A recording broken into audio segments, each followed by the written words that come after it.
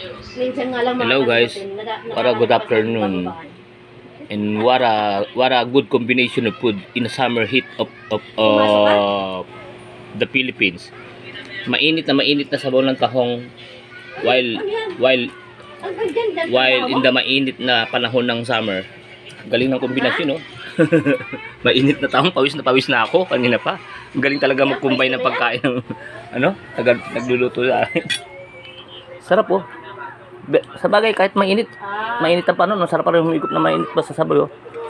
Dapat pag umuulan lang. Ala, parang lumamig na nga eh.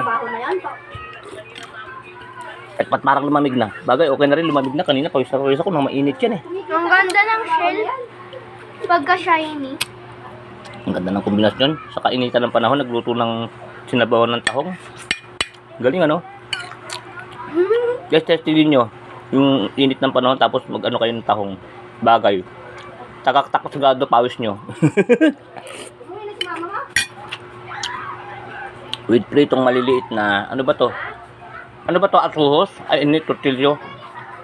Kala ko atuhos. Tortilyo palang no? Tortilyo yung dilaw.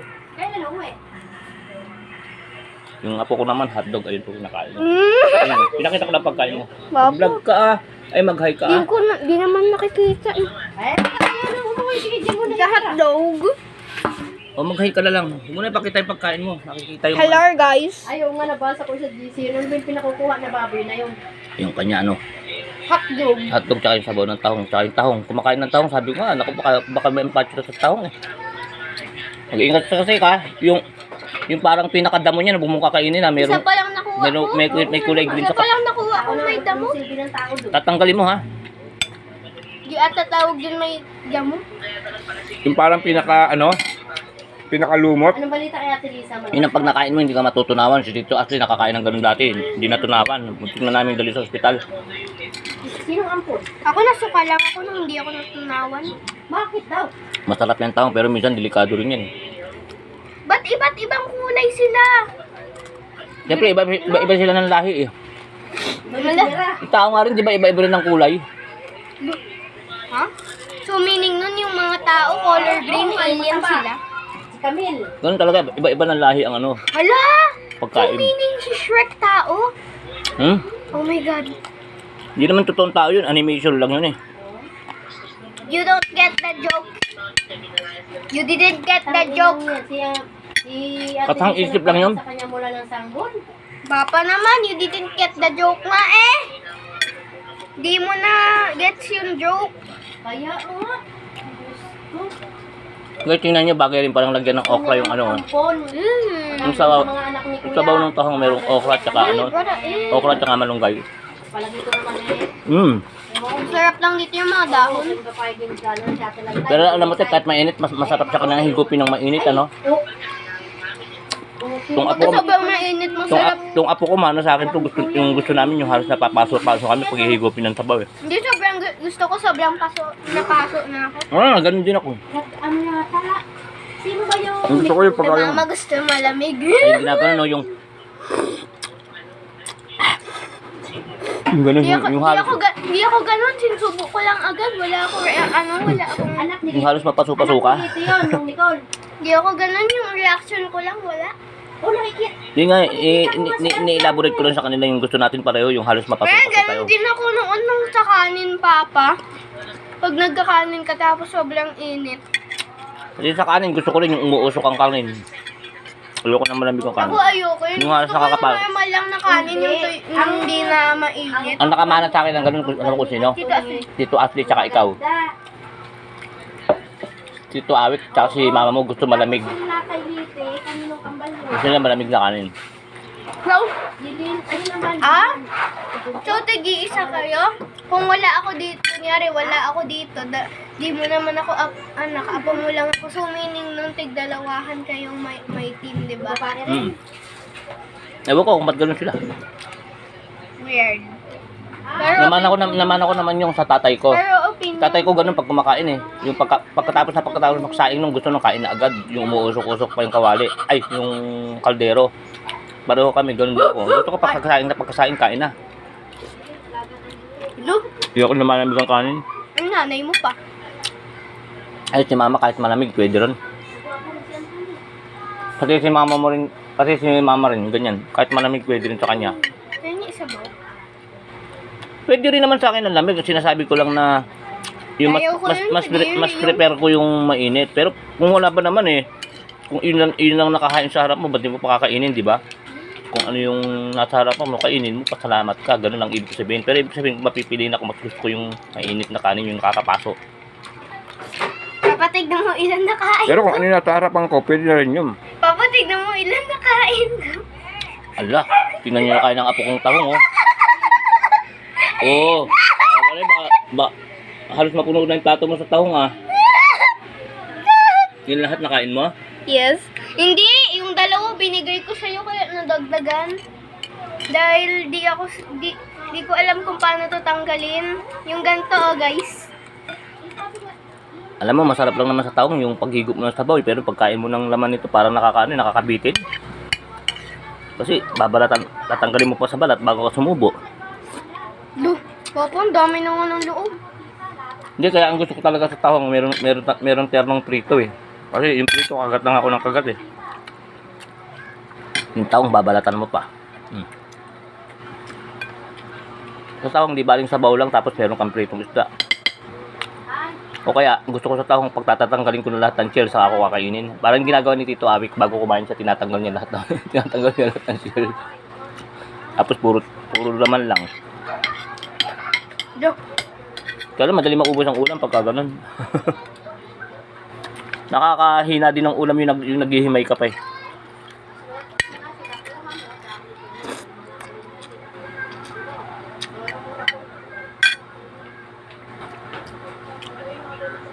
Ikaw walang hotdog.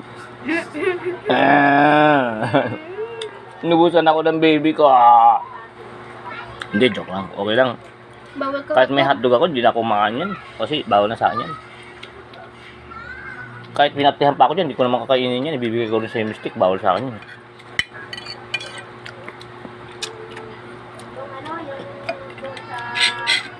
Dito sa okra. Okra. May dalawa ako nakita dyan na walang loob. Walang sa loob. Nagpakahirap pa ako magbukas tapos pagkatingin ko walang laman sa loob. Ay, pag walang laman, ano yun? Patay yun. Tapos hahalo sa sabaw yung bangkay nila. Mahihigop natin. Wala. Umigop tayo ng bangkay ng tahong. Okay lang yun. Mas maganda, pinapakulan yung buhay pa sila eh. Babathroom pa naman tayo. Ibabathroom pa natin yun mamaya pag nasa bahan niya. Minsan masama ang lasa ng gano'n, yung bumuka na. Sama ang lasa nun. Na? Yung nakabukang tahong na. Yung patay na tahong na yun eh. Minsan naman walang laman. Ano ba yung talagang tahong na nakikita mo pearl yung nasa loob? Dapat hindi pa bumubuka. Dapat pag niluluto, bubuka lang ng bahagya. O yun, masarap yun, buhay pa yun. Basta gano'n. Yung sinasabing patay na, ultimano nakabuka na, tapos wala na yung laman, nalagdag na sa sabaw. Kapatotoo ba yung mga pearls na sinasabi nila? Nakukuha sa malalaking tahong yun. Malalaking kapis. Saan kaya yung nakikita o located? Sa dagat. Papa, ang dami-daming dagat. Sisisirin mo sa dun sa malapit sa Pacific Ocean. Lalangin mo mula rito sa atin papuntang Pacific Ocean. Oo, kailangan kaya mong lumangoy para makakuha ka ng perlas. Hindi ko marunong lumangoy. Kaya nga mahal ang perlas eh, sinisisid yun eh. Sisid siya. Sisisirin mo mula rito sa Olongo po. Hanggang Pacific Ocean. Kaya mo yung tek? Na? Pagka yung marunong ka na lumangoy? Na? Lalangoyin mo mula rito hanggang Pacific Ocean, malapit ka ng makarating sa China. Pag nagkamali ka ng ahon, nasa China ka na. Hindi mo na maintindihan ng kausap mo. Magugulat ka, ba't ganun yung salita, no? Ba't ganito mo, Pilipino ba to? Bigit China na pala, no? Pag kinausap pa ng gano'n, anak, tek, ano sasabihin mo? Ano sasabihin mo sa kanila? Tahimik lang ako, hindi ko alam kung ano sinasabi nila. Ay di Englishin mo, baka makaintindi sila ng English.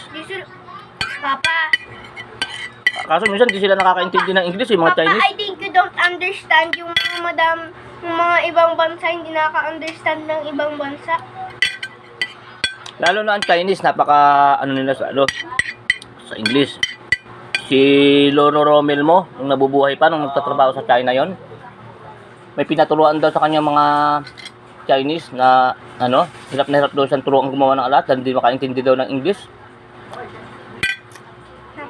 Ang hirap kausapin. Hindi sila illiterate sila sa English, hindi kagaya ng Pilipino kahit hindi nakapag-aral.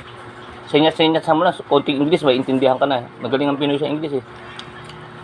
Yung mga Chinese daw, Kaya yun. 2 taon niya nang tinuturuan gumawa ng alas, hindi siya maintindihan kung ano inaano niya, in-English niya. Hindi. Kailangan para matuto sila, kausapin mo ng Mandarin. Eh paano mo naman magmamandarin yun? Pilipino yun.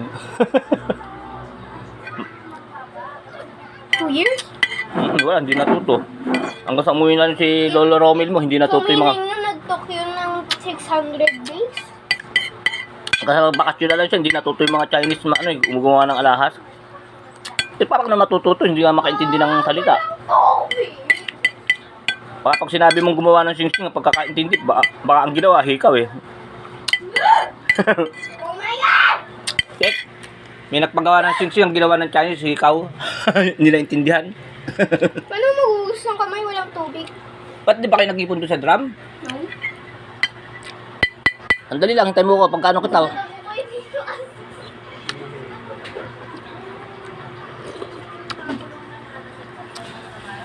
Sinawaan si Lolo Romel mo, umuwi na lang eh. Ang hirap daw turuan ng mga Chinese eh. Hindi makaintindi ng English. Alam mo kung alam na English ng Chinese, yung happy birthday.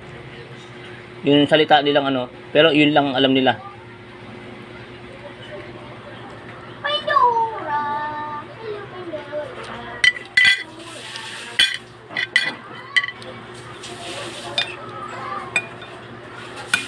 Ay, Nanggigil ako kay... ayoko na nito, iinitin ko tong sabaw na to, malamig na. Ayoko na tong, sama ko lang ito mamaya sa iinitin. Papa, sa sobrang gigil ko kay Pandora, umiyak na siya. Ang ginawa mo? Wala, ini-squish ko siya. Ang cute. Ang cute ng daga.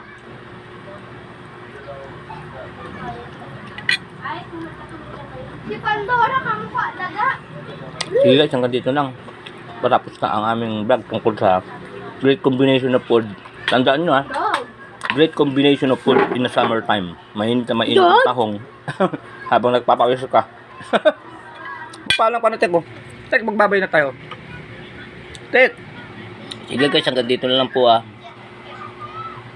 salamat po sa inyo. Maraming salamat sa Diyos. Tek, mag-goodbye ka na sa mga Tek! Tek! Kaya tawag ko sa kanya Tek. Ano niya yung palayo niya? Ang tunay niya kasing pangalan Iris Mystic. Palayo niya. Tik-tik. Gusto naman Keki. Meron pa isang palayo. Muse. Dala pangalan nito Iris saka Mystic eh. Mystic! Magpapaalam na ako. Hindi ka pa nagpapaalam Mystic eh. Mystic! Mystic, papatayin ko na itong cellphone. Kung ang kutsilyo, papatayin ko na cellphone. Hindi, joke lang po Joke, don't take it seriously, joke lang yun Mga bata, huwag niyong gagawin nyo Kung papatayin yung cellphone, baka kutsilyo rin ang gamitin nyo. Joke lang yun.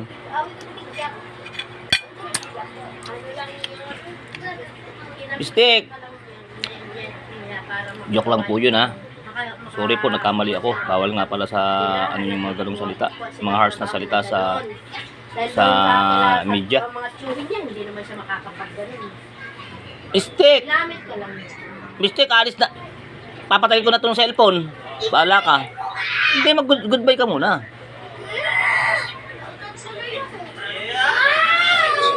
Hala, huwag mo parinig yun Huwag mo parinig yun. Huwag mo sabihin mistake yun Teka, Hala, ayaw magbala ka nga dyan. Ayaw mo, patayin ko na to. Nasa kwarto siya Ando siya. Paglaro sa tiyuhin niya. Alam niyo kung ano yung sinasabi kung huwag niya sasabihin? Yun na yun yung napakasabi. Na siya, na proof. Ay, yung... Parang parang... Naglabas ng yung bad air. Oo, parang Alam niyo na kung ano yun, di ba? Anong sabihin pa eh. Sige po, babay po mga guys. Ayoko lang sabihin. Nahiya siya eh. Siyempre babae daw siya, nahiya siya sabihin ko eh. Babaeng tao. Sige po, bye-bye.